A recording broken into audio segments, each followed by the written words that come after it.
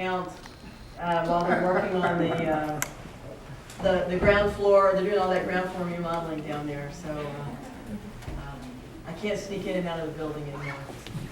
Mayor, with regard to the wage theft ordinance, my understanding is that the language making it apply to permits and licenses is going to be removed. Is that the case? And if so, why? I don't know that anything is going to be removed. I know that there are lobbyists for the restaurant industry and the contracting association who would like to see that happen, but I'm happy with the ordinance as it is. Well, I guess why then was it pulled? Was it not pulled to be reworked over the next week? They made a last-minute appeal for some time to come in and personally talk to me. One of my frustrations has been that this is an ordinance that Councilmember Mayor Pro Tem Gonzalez was in the lead on and has championed, and he and, with my support, but he and the city attorney did negotiations, and we were surprised that after intense negotiations and discussions with stakeholders, that they popped up on across the street talking to other council members. And I expressed my unhappiness about that, and they said that they'd like to come in and visit with me and Councilmember Gonzalez face-to-face to talk about whatever issues there were. And I said that was appropriate. It would have been nice if they'd done it sooner. Mayor, is there really a need for a wage theft ordinance, and if so, how widespread is it?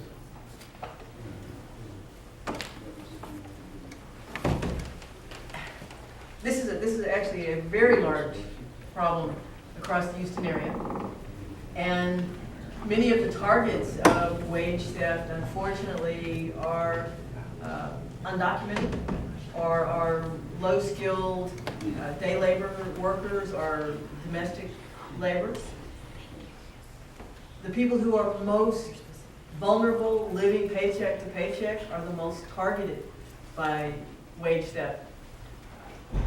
I don't know that there are any, or probably very few, city contractors that are practicing wage theft. So I'm a little frustrated at the resistance to a wage theft ordinance that would prohibit us from doing business with someone who is convicted, not charged, but convicted of wage theft.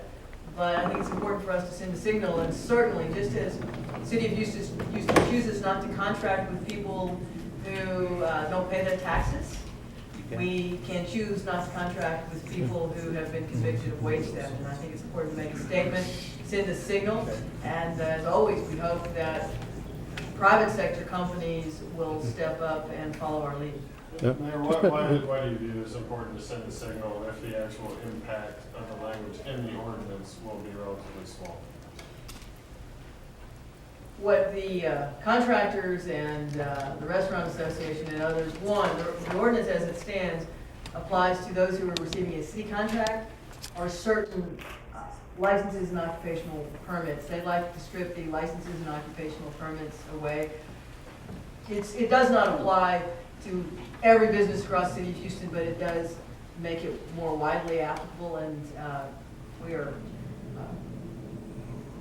we believe the ordinance is appropriate now, but this is, as always, a collaborative process, so it's a matter of figuring out what gets us to 9 votes. There was a substitute for the ordinance drafted by Mayor Pro Tem Gonzalez and the city attorney that essentially said that we had a wage theft ordinance but didn't do anything. And I was unwilling to allow that to come to the table, so we'll see where we go. Just as a matter of clarification, the proposed ordinance, as I understand it, creates a database of employers who have been convicted of wage theft, but then creates a complaint procedure with the Inspector General for city employees. Two unrelated things. Yes, we would.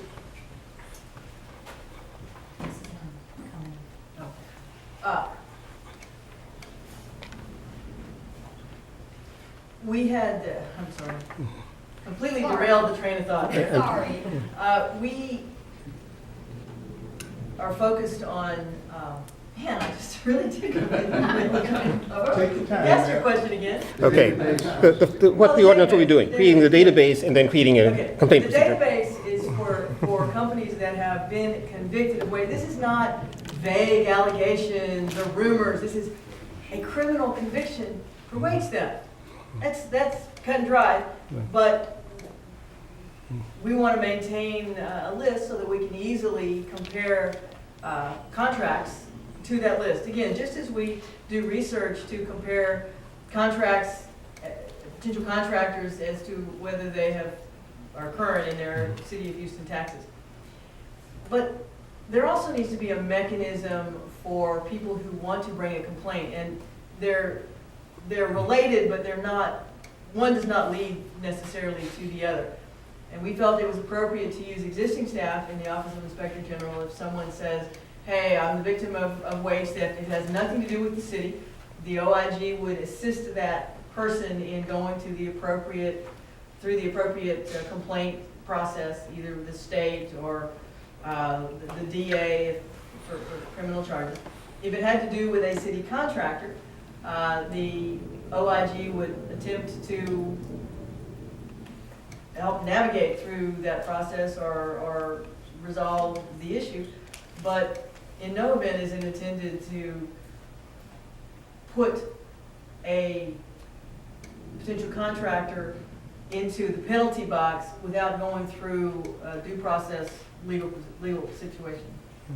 Or going through, without having full due process and going through a legal process. Thank you.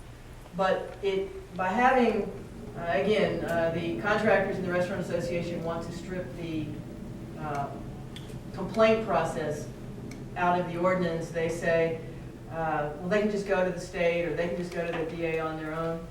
And my response is, really? I don't speak English. I'm new to Houston. I worked really hard for a week building a high-rise office building, and I didn't get my paycheck at the end of the week. To whom do I turn? I think that is an appropriate role for the City of Houston to help troubleshoot that. Is that not something the OIG's office could do even without an ordinance? It is, and I'm quite prepared if council's not interested in engaging on the issue, I'm quite prepared to do it on the basis of an executive order. I can't apply it as broadly as it is currently drafted, but I can certainly, through executive order, apply it to city contracts and make the Office of Inspector General available to do that. And I'm quite prepared to do that on my own initiative if council gets squeamish. Mayor, why are you so committed to this? If in your final analysis, if anything doesn't work on this, right? If you would execute an executive order.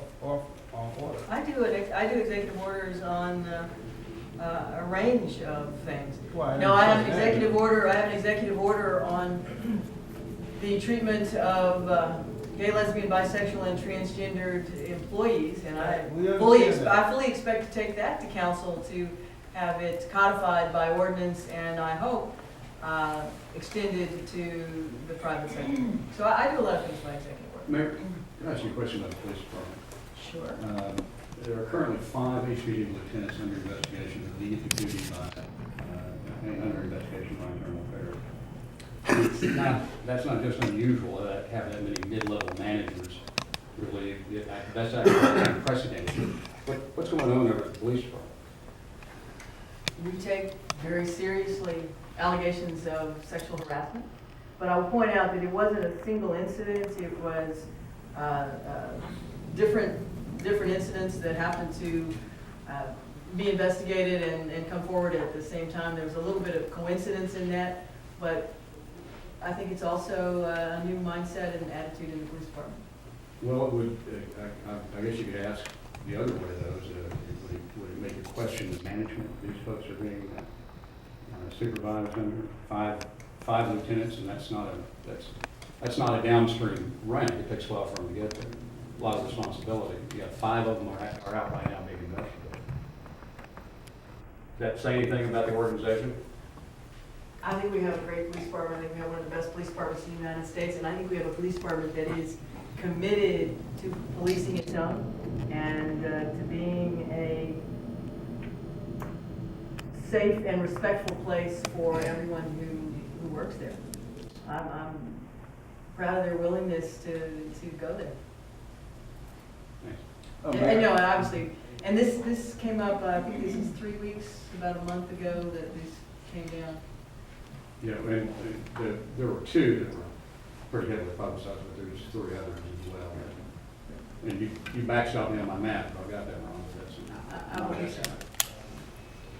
Mayor, back to the wage step. Is this a prelude to the increase in the minimum wage here in Houston, Texas? No. Mayor, there's some architectural firms that are envisioning putting restaurants and retail under some of the downtown freeways, saying that, you know, that would help bridge the gap between downtown and the neighborhoods if they had small markets or something there. I just wondered if you've heard about this and what would your feelings be about using that stuff?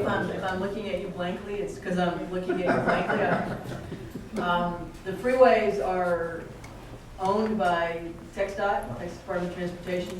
The area under the freeways is owned by Texas Department of Transportation. We have no control over it. We actually rent some of those spaces for parking, and I think parking is absolutely appropriate. Now, I do know that on the east side of downtown, there's a lot of discussion about how to move people from the convention triangle, you know, where Minute Maid and Toyota and George R. Brown are, over toward the Dynamo, kind of get flow back and forth.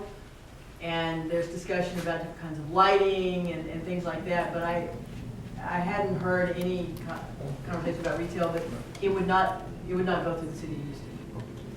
Mayor, if you could talk about the kiosk from yesterday's meeting, update as to with the airports and with transports, how that would really help the traffic at the airport. I don't know if you are real familiar. We passed kiosks today, and they're designed to, this is one more way to speed up traffic through the airport.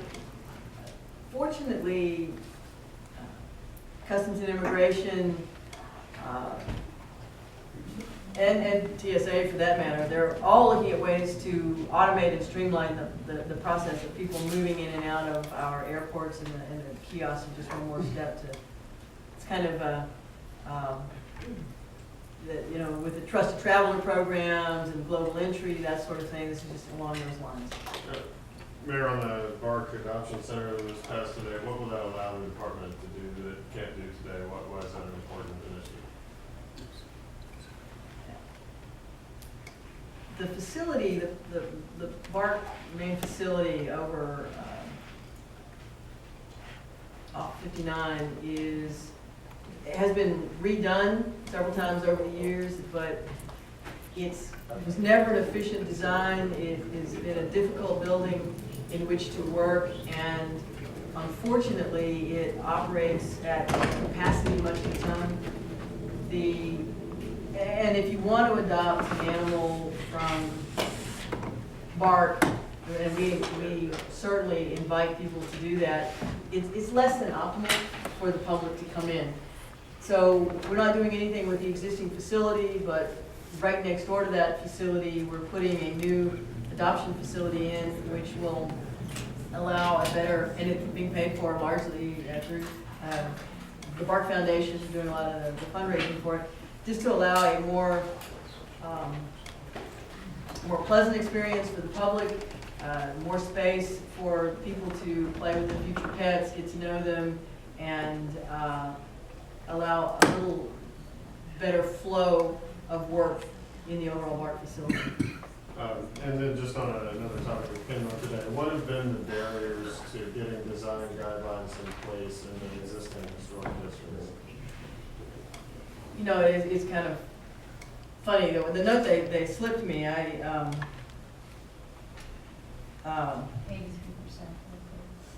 83% of the applications approved with no problems. 7.5% were delayed and they were tweaked and went through. So 9.5% denied. So I was right when I said 90% go through. When we crafted the ordinance, there was a great deal of discussion about whether there should be prescriptive design guidelines. And frankly, a lot of the people who are coming in today asking for those design guidelines were completely and totally opposed to the historic districts and did not want those guidelines at the time. We're happy to work through the process, but this is not something that is going to come, and we will engage stakeholders, but this isn't something that's going to come necessarily from the citizens. When you start talking about design guidelines, this is architecture professionals that will craft a set of guidelines that then we would vet with stakeholders and then have to be passed by city council. I frankly think if some of these individuals had worked with us more in the beginning, we might not be having these problems now. But what is clear is that we have to do a better job of educating the archaeological and historical commissioners, because as was said by most of the people who spoke today, staff reviews the plans, staff says the plans are fine, the commissioners are denying them, and then there's an appeal process to the planning department, which upholds staff. So it delays the process, but in general, these projects are getting done. And I know that the planning department is, in fact, I think they had a training session just, was it October 25th? They were Planning scheduled. Commission, they did a field trip. The Planning Commission did a field trip, but they were going to do another training for the Archaeological and Historical Commission. I think there's a couple of activist commissioners over there who are hijacking the process. I mean, is that a concern for you? It is a concern. I care about this ordinance. I put a lot of political capital behind it, and I want it to work. And actually, it's working remarkably well for an ordinance that complex. But obviously, it can be improved. And I guess the last specific question, the delay on the guidelines, is this a budgetary thing? The need to hire experts to put them together? Is that the Well, delay? we had the opportunity to create those guidelines at the beginning, and again, a lot of the folks who were complaining about not having guidelines didn't want the guidelines. And so it wasn't a priority of the planning department.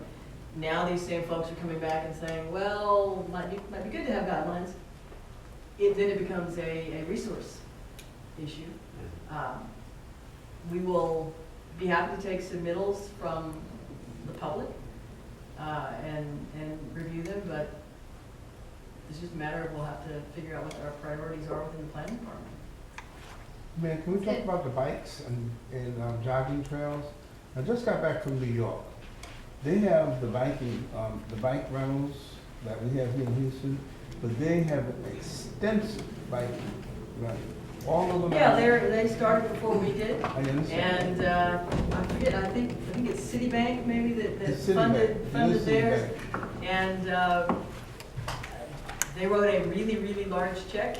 We are squeezing checks out of the private sector as fast as we can, but we need that same corporate underwriting, and we're going to expand it. What New York does differently is that they do a lot of their bikes operate on city streets.